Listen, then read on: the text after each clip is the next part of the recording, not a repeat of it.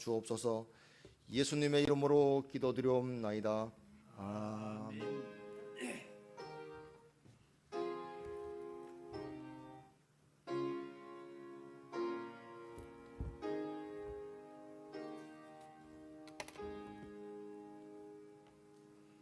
하나님 말씀 구약성경 에스겔 24장 1절에서 14절입니다.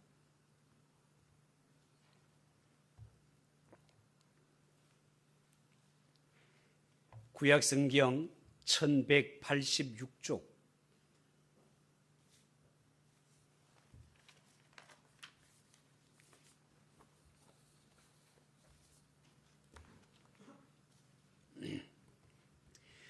찾으시면 한 절씩 교독하겠습니다. 1절입니다.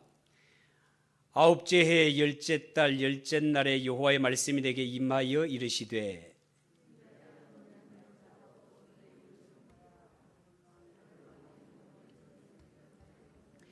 너는 이 반역하는 족속에게 비유를 베풀어 이르기를 주 여호와께서 이같이 말씀하시기를 가마 하나를 걸라.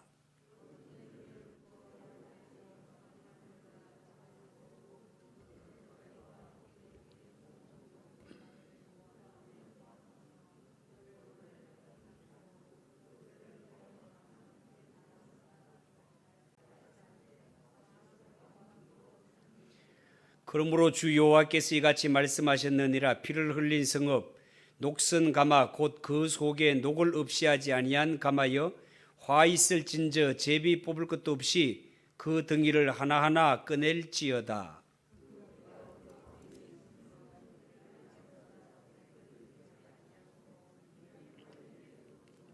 내가 그 피를 맨바위 위에 두고 덮이지 아니하게 함은 분노를 나타내어 보응하려 함이로라.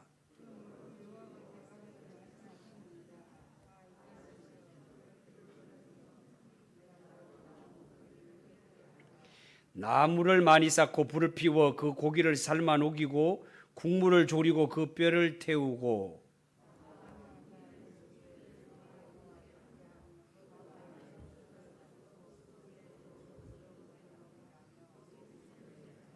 이 성읍이 수고함으로 스스로 피곤하나 많은 녹이 그 속에서 벗겨지지 아니하며 불에서도 없어지지 아니하는도다.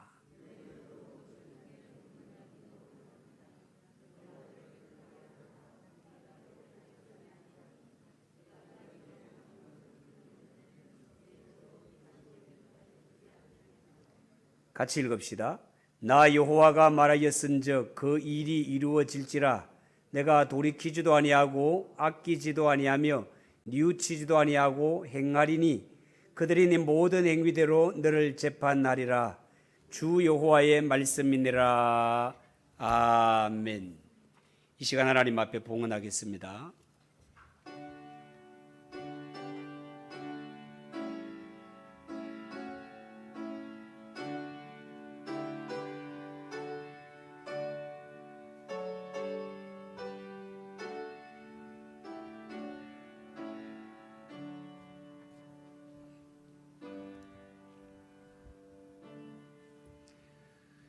기도하겠습니다. 하나님 아버지 은혜를 감사합니다. 오늘도 저희들 주님의 전에 불러주시며 성도들이 하나님 앞에 올 때마다 정성을 다해 예물 드릴 수 있도록 은혜를 주시니 감사합니다. 하나님 열의 하나를 드립니다. 감사의 예물 드립니다. 주일헌금을 드립니다. 성미를 드립니다. 여러 가지 수고와 봉사를 드립니다. 하나님 받아주시고 이들의 믿음대로 소원대로 기도의 제목대로 그대로 이루어지게 하시고 이 땅에 살아가는 동안 병마로 인하여서 여러 가지 염려 걱정으로 인하여서 고통받지 않도록 능력의 장중에 붙들어 주시옵기를 간절히 바라옵고 원합니다. 물질적으로도 어려움이 없도록 사방팔방의 문을 활짝 열어주셔서 모든 일을 통하여 하나님께 영광 돌리는 우리 성도들 되게 하옵소서. 이 시간 부족한 자가 말씀을 전합니다. 붙들어 주시고 듣는 귀를 열어주셔서 말씀이 아멘이 되게 하시고 피차의 은혜 받는 복된 시간이 되게 하옵소서. 예수님의 이름으로 기도하옵나이다. 아멘.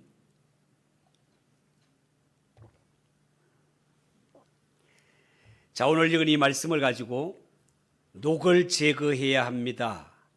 녹을 제거해야 합니다. 그런 제목으로 말씀을 전하겠습니다. 구약 성경 에스겔서를 읽어보면 이 성경에는 여러 가지 비유가 나옵니다. 오늘 이 성경도 녹슨 가마솥 비유가 되는데요. 이 녹슨 가마솥 비유는 비유 가운데 마지막 부분에 나오는 비유가 되겠습니다. 1절에 보면 아홉째 해 열째 달 열째 날에 여호와의 말씀이 내게 임하여 이르시되, 자, 그렇게 말했는데요. 유다 왕 중에 마지막 왕이 시드기야입니다. 이 시드기야가 왕으로 즉위한 지 9년 열째 달 10일에 하나님께서 이 에스겔 선지자에게 말씀하시기를 2절에 인자야 너는 날짜 곧 오늘의 이름을 기록하라. 바벨론 왕이 오늘 예루살렘에 가까이 왔느니라. 그렇게 말했습니다. 이 말씀은 바로 바벨론 왕이 예루살렘을 공격하는 사건을 두고 하는 말씀이 되겠습니다. 하나님은 이미 에스겔 1장에서 23장에 걸쳐서 계속해서 남유다 죄악 때문에 너희가 심판을 당하게 된다, 죄악 때문에 심판하시겠다고 경고를 누누이 해 오셨습니다. 그렇지만 끝까지 회개하지 않는 예루살렘, 하나님이 결국은 심판하시는데 오늘이 바로 그날이다, 그런 뜻이 되겠습니다. 여러분, 이 날을 숫자로 계산을 해보면요, 예루살렘 성전이 불타고 남유다가 완전히 멸망당한 BC 586년에서 바벨론이 2년 동안 예루살렘 성을 포위한 2해를 빼고 나면, 그것도 유대력이 아니라 원력으로 할 것 같으면 BC 588년 1월 15일쯤이 되겠습니다. 여러분, 성경이 하나님의 말씀이라는 강력한 증거 가운데 하나가 뭔가 하면 성경에 나오는 예언과 성취에 있습니다. 하나님이 성경을 통하여서 앞으로 있을 일을 예언을 하셨을 때, 하나님의 예언은 시간이 흘러가 보니까 한치의 오차 없이 그대로 이루어지더라. 예언과 성취가 정확하게 이루어진 것을 볼 때 성경은 하나님의 말씀이 틀림없구나 하는 강력한 증거가 된다는 것입니다. 여러분, 예수님의 재림도 마찬가지입니다. 성경의 모든 예언은 다 이루어지고 딱 한 가지가 남은 것이 예수님이 다시 오신다는 것 아닙니까? 예수님의 재림은 사람들이 믿거나 안 믿거나 여기에 별 성경이 관심이 없어요. 성경은 하나님이 말씀에 예언을 하셨다면 보나마나 이 예언은 틀림없이 이루어진다. 성경에 나와 있는 예언과 성취를 봐라라는 것이에요. 여러분, 창세기에 예언된 여자의 후손을 통해서 세상이 구원된다는 이것이, 여자의 후손이라는 말은 남자를 가까이 하지 않은 여자를 통한 것인데, 이거는 인간의 머리로 이해도 안 되고 상상도 안 되는 일, 이게 설마 이런 일이 있겠나 싶었지만 세월이 흘러가니 동정녀 마리아의 몸에서 예수님이 태어나 그분이 세상을 구원하는 것이 이루어지지 않습니까? 이게 성경의 예언이고 성취단 말이에요. 앞으로 이 세상에 큰 홍수가 와서 세상을 물로 심판할 것이다. 앞으로 120년 뒤에. 아무도 믿지 않았지만 사람들이 믿고 안 믿는 거는 별 상관이 없어요.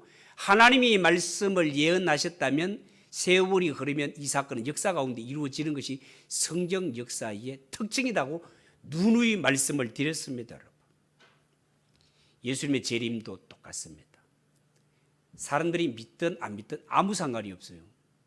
성경에 나오는 예언과 성취를 봐라. 틀림없지? 그렇다면 예수님의 재림도 틀림없이 역사 가운데 이루어지니까 말씀을 듣는 자는 믿음을 준비해라.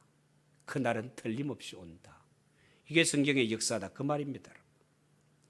열왕기하 25장 1절 2절에 보면 이미 이 사건은 예언이 되어 있습니다. 말씀을 그대로 옮기면 이렇습니다. 시드기야 제9년 열째 달 10일에 바벨론 왕 느부갓네살이 그의 모든 군대를 거느리고 예루살렘을 치러 올라와서 그 성에 대하여 진을 치고 주위에 토성을 쌓게 될 것이다. 때가 참에 그날이 드디어 임한 것입니다. 하나님의 말씀은 틀림없이 이루어진단 말이에요. 그러면 오늘 주시는 이 말씀과 이 비유를 통해서 우리가 무엇을 교훈받을까? 몇 가지 말씀을 드립니다. 첫 번째, 이 가마솥 비유를 명심해라. 3절에 보면 여러분, 너는 이 반역하는 족속에게 비유를 베풀어 이르기를 주 여호와께서 이같이 말씀하시기를 가마 하나를 걸라라고 했고, 4절에는요 건 후에 물을 붓고 양떼에서 한 마리 골라 각을 두고 그 넓적다리와 어깨 고기의 모든 좋은 덩이를 그 가운데 모아 넣으며 고른 뼈를 가득히 담고 그 뼈를 위하여 가마 밑에 나무를 쌓아 넣고 잘 삶때 가마 속에 뼈가 무르도록 삶으라. 자, 그렇게 말하고 있습니다. 여러분, 옛날에 시골에서는요 동네 잔치를 비롯해서 큰 잔치를 할 때 반드시 큰 가마솥을 가지고 요리 도구로 사용했습니다. 그저 몇 사람이나 한 가족을 위해서 요리를 한다면 작은 냄비나 작은 솥을 사용해도 충분하겠죠. 그런데 온 동네 사람을 먹이거나 잔치를 통해 사방팔방에서 몰려오는 큰 손님을 치를 때는 반드시 큰 가마솥이 적합한 요리 도구로 사용되었습니다. 자, 그런 점에서 오늘 성경에 나오는 이스라엘을 도구로 사용한다면 냄비나 작은 솥이 아니라 이스라엘은 충분히 가마솥에 비유되는 나라입니다. 왜냐하면 하나님이 이스라엘 백성들을 선택하신 것은 제사장 나라로 선택을 했다고 말씀드리지 않았습니까? 제사장 나라라는 것은 하나님께서 이스라엘을 통하여 세계와 열방에 하나님이 어떠신 분을 나타내고 하나님의 뜻을 전달하고 이 하나님이 주신 말씀을 잘 요리해서 하나님을 알지 못하는 자들에게 베풀어야 하는 이런 나라가 제사장 나라 이스라엘이기 때문에 이스라엘은 가마솥에 비유가 될 만한 나라였다라는 것입니다. 여러분 명심하십시오. 이스라엘은 자기만을 위해서 존재하는 나라가 아니라 세계와 열방을 위해서 선택받은 민족입니다. 하나님이 이스라엘을 선택하신 것은 이스라엘은 만민을 위한 조리 도구 같아서 이 이스라엘을 통해서 요리되는 음식이 세계와 열방을 먹여 살리는 이런 말씀이 복음이 선포되어 나갈 도구로 이스라엘이 선택된 것입니다. 오늘날로 치면 교회가 바로 이런 입장에 있는 것이죠. 하나님이 이 땅에 교회를 세우시고 성도를 택하여서 복음을 주시고 이 복음을 요리하여 이 복음을 세계와 열방에 전달하기를 하나님께서 원하신다 그 말이에요. 그런데 에스겔 11장 3절에 보면 이 말씀을 받은 유다와 이스라엘 백성들은요 이 말씀을 엉뚱하게 해석을 해버렸습니다. 어떻게 해석을 했는가?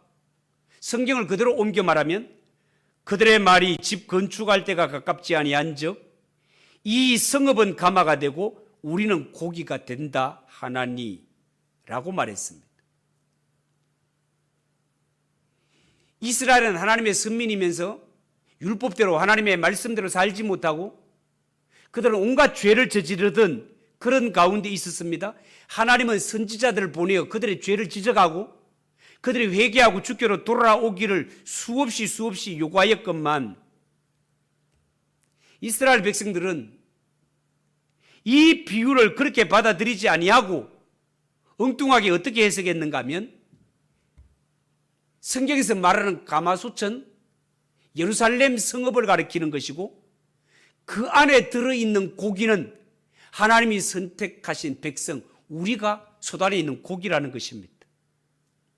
그러니까 예루살렘 성전, 하나님의 성전이 있는 예루살렘에 살고 있는 우리는 하나님의 성전이 있기 때문에 어떤 환경, 어떤 어려움 속에서도 하나님이 우리를 지켜주고 보호하시기 때문에 우리는 안전해, 우리는 안 망해, 우리는 안 망해, 우리는 안전해 라고 성경을 해석한 자들이 당시의 유다 백성들이었다, 그 말입니다.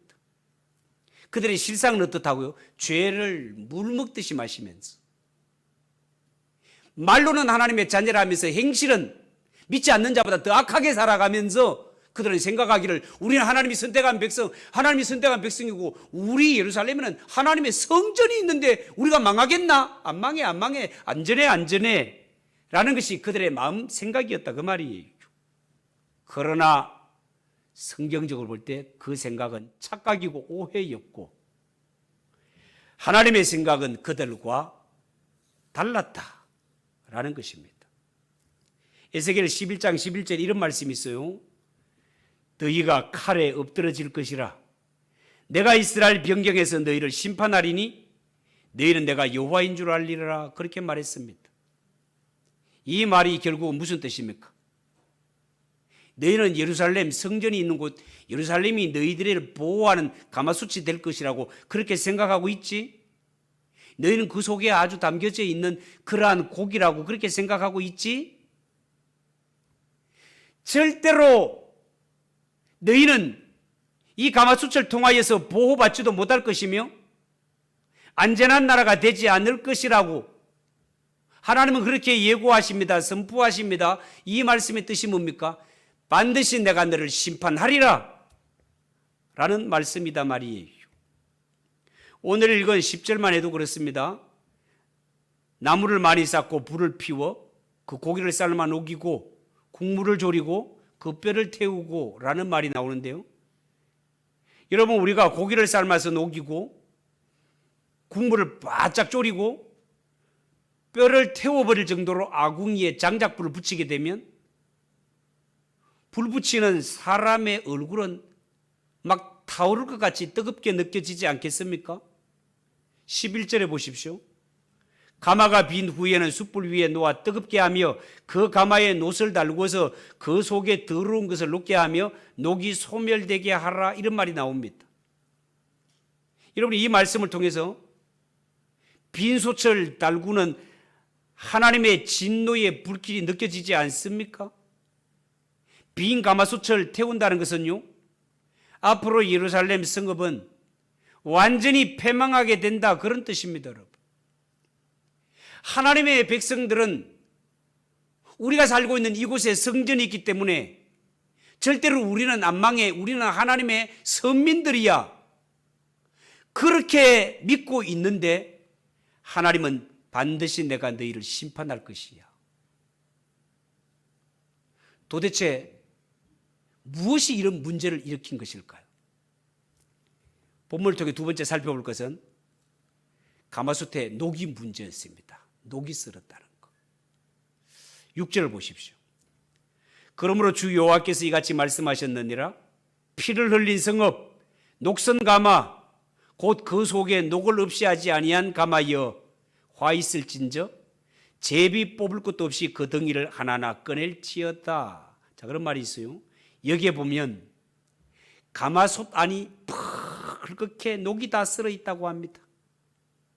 여러분, 가마솥 안이 녹이 시뻘겋게 다 녹슬어 있는데 여기에 고기를 삶으면 어떻게 되겠습니까? 그 고기 먹을 수 있겠습니까, 여러분? 못 먹지요. 좋은 고기를 삶으려면 고기도 좋아야 되지만 첫째로 가마솥이 깨끗해야 되지 않겠습니까? 그런데 오늘 본문에 나오는 가마솥은 지경이 어떻다고요?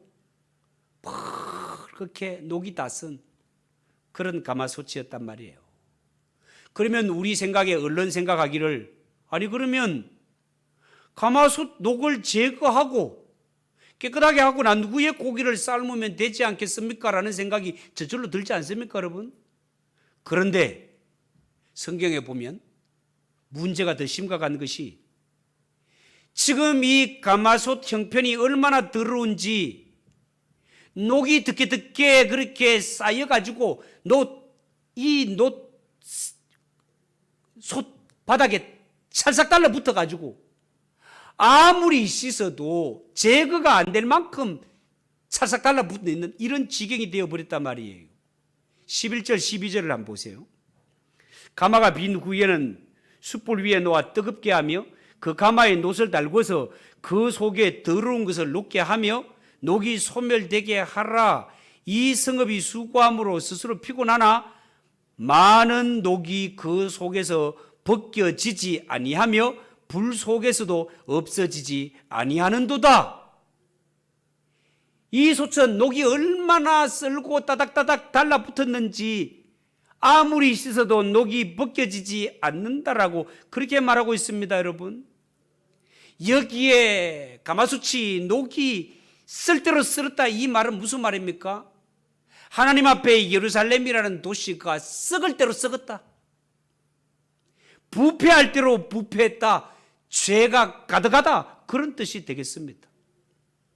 여러분, 예루살렘은 어떤 곳입니까? 이스라엘 남쪽 유다의 수도입니다. 수도. 하나님의 성전을 모시고 있는 수도다 말이에요. 여러분, 나라와 도시가 부패했다라는 말은 곧 거기에 살고 있는 사람이 타락했다 그 말이에요. 사람이 죄로 더럽혀졌다 그 말입니다. 그 땅에 살고 있는 사람들이 다 누구라고요? 그래도 다 하나님 믿는다고 하는, 하나님의 선민이라고 자부하는 하나님의 백성들이 어쩌면 이렇게 녹슨 가마솥처럼 이렇게 시뻘겋게 썩을 대로 썩고 부패할 대로 부패했을까요? 오늘 성경을 기초로 해서 보면 그들이 안고 있는 죄는 두 가지였습니다. 두 가지. 첫째는 뭡니까? 살인죄입니다. 살인죄. 6절 7절을 보세요. 그러므로 주 여호와께서 이같이 말씀하셨느니라. 피를 흘린 성읍 녹슨 가마 곧 그 속에 녹을 없이 하지 아니한 가마에 화 있을진저 제비 볼 것도 없이 그 덩이를 하나하나 꺼낼지어다. 그 피가 그 가운데 있으며 피를 땅에 쏟아 티끌이 덮이게 하지 않고 맨바위 위에 두었다라고 그렇게 말하고 있습니다. 피를 흘린 흔적들이 바위 위에 흥건하게 고여있다 그 말이에요. 이런 끔찍한 일들이 예루살렘이라는 도시 안에 버젓이 일어나고 있었다 그 말이에요. 어쩌면 이런 일이 먼 옛날에 먼 나라에서만 있었던 것이 아니라 어쩌면 오늘날 우리가 살고 있는 이 땅에도 버젓이 똑같이 일어나고 있는 현상이 아닌가 그런 생각을 해봅니다. 여러분, 우리가 살고 있는 이 땅도 생명경시 풍조로 어른 아이 할 것 없이 막 사람을 죽여서 사체를 유기하고 사체를 훼손하는 이런 일들이 방송을 통해 전파되는 거 듣지 않았습니까, 여러분? 뿐만 아니라 죄는 지어놓고 감당은 할 수 없고 명예는 지키고 싶고 해가지고 스스로 목숨을 끊어버리는 이런 일들도 발생을 하고 있습니다. 그러면 문제가 해결되고 죄는 감춰지고 오히려 망자는 더 높임을 받고 기가 막히는 일들이 벌어지는 이런 세상을 우리가 살고 있단 말이에요. 그렇지만 인간들이 볼 때는 대충 덮여지는 것 같기도 하고 왜곡되는 것도 있지만 그러나 그것이 끝이 아닙니다. 왜냐하면 하나님이 다 보셨고 하나님이 환히 알고 계시기 때문에 그렇습니다. 이런 일은 반드시 하나님의 심판을 불러온단 말이에요. 8절 9절에 보면 내가 그 피를 맨바위 위에 두고 덮이지 아니하게 함은 분노를 나타내어 보응하려 함이로다. 그러므로 주 여호와께서 이같이 말씀하셨느니라. 화 있을진저 피를 흘린 성읍이여 내가 또 나무 무더기를 크게 하리라. 반드시 하나님께서 잡아내어 심판하신다는 그런 뜻입니다. 예루살렘에 안고 있는 두 번째 죄가 뭡니까? 음란한 죄입니다. 13절을 보십시오. 너희 더러운 것 중에 음란이 그 하나이니라. 내가 너를 깨끗하게 하나 네가 깨끗하여지지 아니하니 내가 네게 향한 분노를 풀기 전에는 네 더러움이 다시 깨끗하여지지 아니하니라. 여러분, 여기서 말하는 음행은 음란이라는 말과 같은 뜻이에요. 음탕하고 난잡하기 짝이 없다 그런 뜻이에요. 여러분, 이해하지요? 옛날이나 지금이나 하나님의 심판을 앞두고 일어나는 현상이 한결같이 성적 타락이 자리를 잡고 있다는 것. 음란, 음행, 성폭행, 성희롱, 성추행, 간음, 간통, 동성연애. 여러분 최근에 얼마나 우리 귀에 익숙한 단어들입니까 여러분? 지금은 법적으로 간통죄가 사라진 형편이고요. 심지어 동성애마저 허락해 주자고 정치가들은 공약을 할 정도로 세상이 이렇게 되어버렸단 말이에요. 결국은 이런 죄가 가마솥을 못 쓰게 만드는 녹이었고 이 녹은 무엇으로도 깨끗하게 되어지지를 않습니다. 사람들이 얼마나 음행이 심한지 사는 낙이 죄를 짓고 음란한 짓을 저지르는 게 사는 낙이었단 말이에요. 여러분 그러나 사람이 사는 사회가 도덕이 무너지고 음란한 것들이 가득 차게 되는 것은 이 사회가 얼마 남지 않았다는 하나님의 심판을 예고하는 불길한 징조라 하겠습니다. 우리나라가 경제적으로 참 빠른 시일 내에 상당히 성공한 나라이지만 거기에 비해서 국민 수준, 정치 수준은 정말 턱없이 모자란 지경입니다. 여러분 소돔과 고모라가 왜 멸망했는지, 성경의 노아 시대 사람들이 왜 홍수 심판을 당했는지, 로마의 폼페이가 어찌 화산 폭발로 저렇게 망했는지 뚜껑을 열고 보면 다 음란한 죄와 직결되어 있다는 사실, 이게 절대로 우연이 아니다 그 말입니다. 13절을 다시 한번 보십시오. 너희의 더러운 것들 중에 음란이 그 하나이니라. 내가 너를 깨끗하게 하나 네가 깨끗하여지지 아니하니 내가 네게 향한 분노를 풀기 전에는 네 더러움이 다시 깨끗하여지지 아니하니라. 자, 이 말은 무슨 말인가 하면 하나님 앞에 선민이라고 자부하던 이스라엘 백성들, 그들 속에 살인죄와 음란한 죄가 부글부글 끓고 있는 것을 하나님이 보시고 이것은 반드시 하나님의 끔찍한 심판을 몰고 올 죄악들이니 하나님이 이스라엘 백성들을 여기서 건져내기 위해 수많은 선지자들을 보내어서 그들의 죄를 지적하고 회개하고 하나님께로 돌아오고 하나님의 말씀을 지키라고 누누이 말씀하고 말씀했지만 아무도 듣지 않더란 말이에요. 마음을 돌이키지 않더란 말이에요. 얼마나 하나님께서 참고 얼마나 설득하고 얼마나 징계를 대했지만 끝까지 고집부리며 회개하지 않던 자들, 그들이 바로 이스라엘이고 유다 백성들이었다 그 말입니다. 그래서 결국은 어떻게 됩니까? 북쪽 이스라엘은 아수르에게 망하고 남쪽 유다는 70년 동안 바벨론의 포로로 끌려가게 되는 일들이 발생하게 됩니다. 여러분, 한 사회가 부도덕해지고 타락하게 되기까지 하나님은 하나님의 종들을 통해 말씀을 통해 누누이 경고하십니다. 이대로 가면 망합니다. 회개해야 됩니다. 하나님께로 마음을 돌이켜야 됩니다. 말로 해서 알아듣고 돌아올 때가 제일 다행인 줄 믿으시기 바랍니다. 여러분. 왜요? 죄악의 끝은 반드시 심판으로 이어지기 때문에 그렇습니다. 역사를 보고 배우라 그 말이에요. 그렇지만 난 말을 안 듣네, 말을 안 들어. 마지막 한 가지 더 교훈은 가마솥 안에 있는 녹을 제거하라는 것입니다. 녹을 제거하라. 여러분, 하나님의 백성들이 복이 있는 것은요, 죄를 지었지만 죄를 용서받을 수 있는 길이 있다는 사실이에요. 그런데 남쪽 유다가 하나님의 백성이면서 그들이 망한 이유가 뭡니까? 하나님이 그들에게 죄 용서할 수 있는 길도 주고 기회도 주었지만 그들은 죄 문제를 해결하려고 시도조차 안 한 것이 그들이 안고 있는 문제였습니다.